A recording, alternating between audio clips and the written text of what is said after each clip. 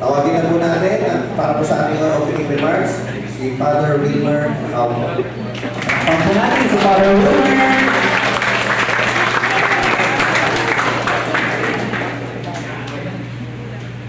Magandang hapon po sa ating lahat. Magandang tanghali. Magandang tanghali po. Nangapon, Father.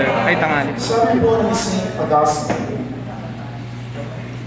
those who sing well praise twice. It's so nice because if we're going to look at this St. Augustine message, makikita natin na in music, we can really enlighten our soul. In music, we can also identify that we are really praying. And in music, it leads us to a deeper relationship that we have to Jesus.